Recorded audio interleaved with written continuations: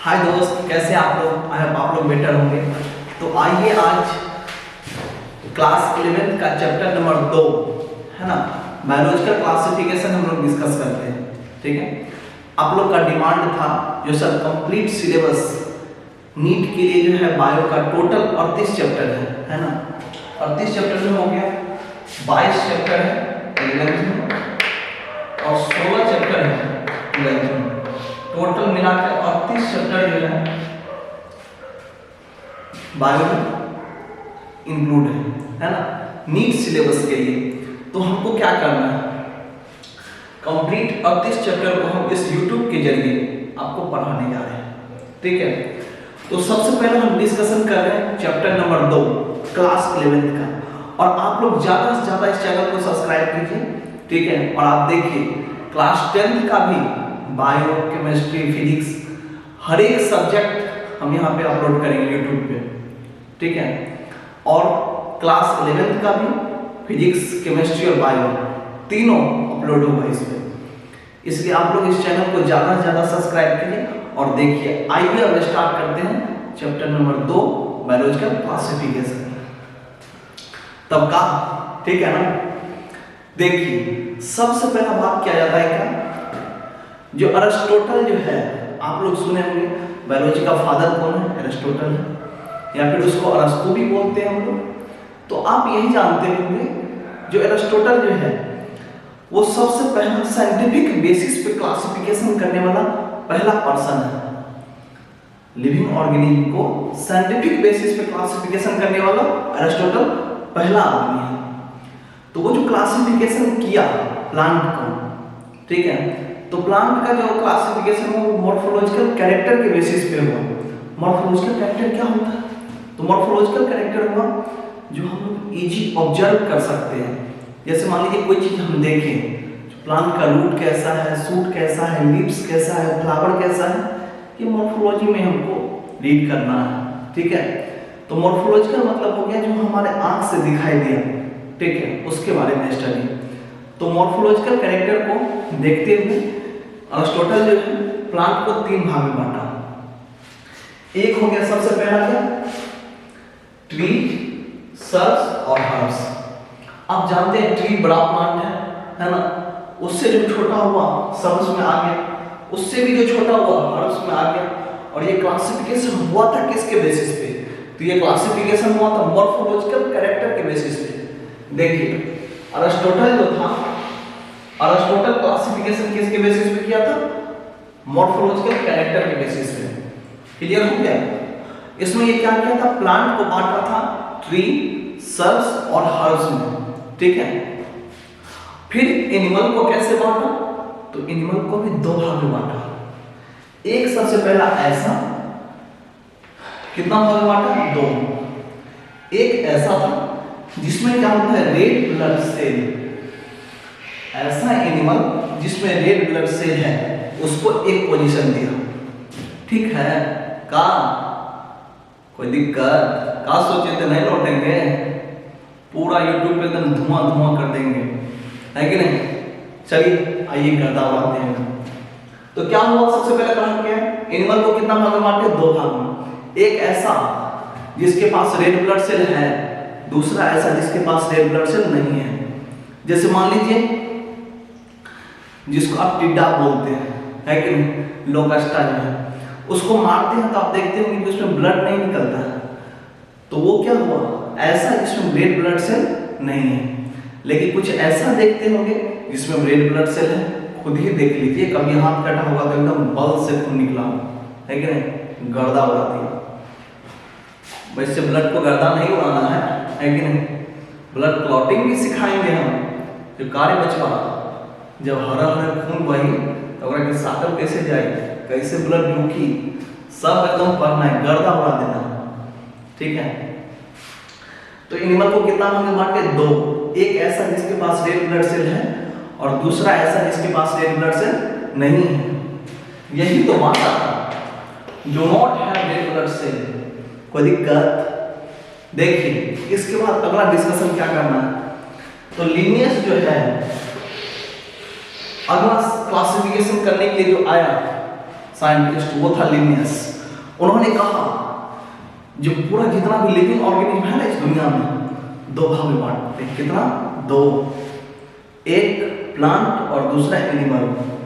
देखिए Linnaeus classification में क्या क्या सब हो गया, एक हुआ प्लांट, ठीक है, और दूसरा हो गया क्या, एनिमल। ये बोला प्लांट वो है जिसके पास सेल वॉल है, और एनिमल कौन है जिसके पास सेल वॉल नहीं है। ठीक है, क्या बोला, प्लांट वो है जिसके पास सेल वॉल है, और एनिमल वो है जिसके पास सेल वॉल नहीं है। कोनो दिक्कत? समझ में तो आ गया होगा। अरे होनहार है आप लोग, गर्दा उड़ा दीजिएगा। बायोवर्ड में कुछ है, सब ऐसे ऐसे याद होगा एकदम। देखिए ना, ऐसा ऐसा ट्रिक देंगे तुरंत में याद हो जाएगा। अब कहा जाता है क्या, जो लिनियस तो क्लासिफाई कर दिया, बोला प्लांट वो होगा जिसके पास सेल वॉल है, एनिमल वो है जिसके पास सेल वॉल नहीं। लेकिन कुछ कुछ ऐसा था जो कमी रह गया इसको क्लासिफिकेशन में। ठीक है, तो वो तीन ऐसा कमी है लिनियस का जो वो क्लासिफाइड नहीं कर पाया। एक सबसे पहला, लिनियस जो है आपको पता है सेल कितना तरह का होता है, दो तरह का। सेल कितना तरह का, दो तरह का। एक ऐसा सेल होता है जिसके पास मेम्ब्रेन बॉन्ड न्यूक्लियस होता है। क्या होता है? मेम्ब्रेन बॉन्ड न्यूक्लियस होता है।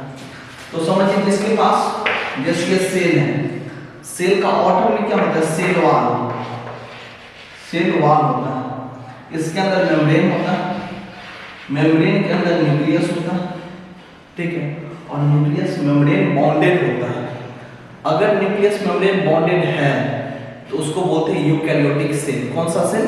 यूकैरियोटिक। और अगर मेम्ब्रेन बॉन्डेड नहीं है तो उसको क्या बोलते हैं? Prokaryotic cell.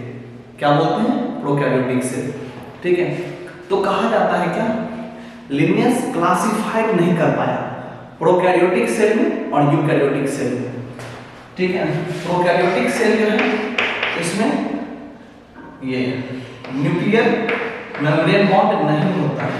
ठीक है, जबकि यूकैरियोटिक सेल जो है इसमें क्या होता है, यूकैरियोटिक सेल में मेम्ब्रेन बॉन्डेड होता है ये स्ट्रक्चर। क्लियर है क्या? मेम्ब्रेन बॉन्डेड होता है। अब कहा जाता है कि लिनियस यही क्लासिफाइड नहीं कर पाया था।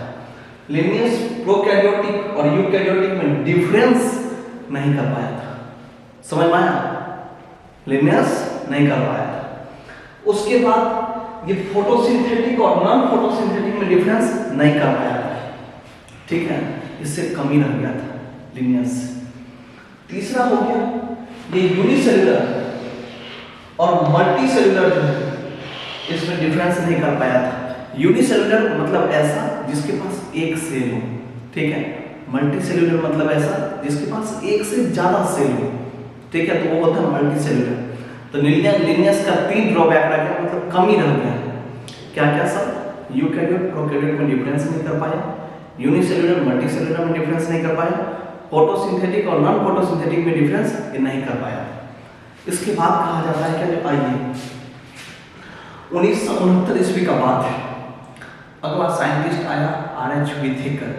ठीक है, ये 5 किंगडम क्लासिफिकेशन है। कितना किंगडम? 5 kingdom classification. सबसे पहला ये क्लासिफाइड किया तो वो पहला किंगडम था मोनेरा। मोनेरा के अंदर बैक्टीरिया आ जाएगा। ठीक है, तो सबसे पहला किंगडम क्या है? मोनेरा। मोनेरा जो है यूनिसेलुलर प्रोकैरियोटिक सेल है। मोनेरा क्या है? यूनिसेलुलर प्रोकैरियोटिक सेल है। ठीक है, उसके बाद अगला जो किंगडम आया वो आया प्रोटिस्टा। ठीक है, तो प्रोटिस्टा जो है ये यूनिसेलुलर यूकैरियोटिक सेल है। आपको पता है ना सेल कितना तरह का? दो तरह का था, एक प्रोकैरियोटिक और दूसरा यूकैरियोटिक। प्रोकैरियोटिक ऐसा जिसके पास सेल वॉल तो है लेकिन मेम्ब्रेन बॉन्डेड न्यूक्लियस नहीं है। ठीक है, जबकि यूकैरियोटिक ऐसा है जिसके पास मेम्ब्रेन बॉन्डेड न्यूक्लियस है। ठीक है, तो प्रोटिस्टा क्या हो गया? Unicellular eukaryotic. ठीक है, अब प्रोटिस्टा के बाद भी 3 किंगडम और बना। एक बना फंजाई। ठीक है, या फंगी भी इसको बोलते हैं। फंगी जो है वो फोटोसिंथेसिस नहीं करता है। समझिए फंगी क्या है, फोटोसिंथेसिस नहीं करता है, ये दूसरे से न्यूट्रिशन लेगा। ठीक है, इस मान लीजिए कोई सड़ा गला पदार्थ है, उस पर आराम से चिपक के उसे न्यूट्रिशन खींच लेगा। समझ में आ गया? हाँ, यही तो है इसमें राज छुपा हुआ। गजब, देखिए कैसे एकदम सड़ा गला उसको भी नहीं छोड़ रहा है, खींच ले रहा है न्यूक्लियस। ठीक है, न्यूक्लियस जितना भी न्यूट्रिशन है सब। प्लांट जो है समझे कि नहीं, फोटोसिंथेसिस करता है। गजब बात है कि नहीं? आप लोग आसपास में देखे होंगे प्लांट क्या करता है, फोटोसिंथेसिस करता है, जबकि एनिमल जो है ये तो फोटोसिंथेसिस नहीं करता है ना। प्लांट जो है इसका सेल वॉल बना होता है किस चीज का, सेलुलोज का। प्लांट का सेल वॉल बना हुआ है सेलुलोज का, सेलुलोज का। ठीक है, जबकि फंगी जो है इसका बना हुआ है काइटिन का। ठीक है, और इसी के साथ आज के लेक्चर को हम खत्म करते हैं। अगले लेक्चर में मिलते हैं हम मोनेरा के साथ। ठीक है, तब तक के लिए गुड नाइट।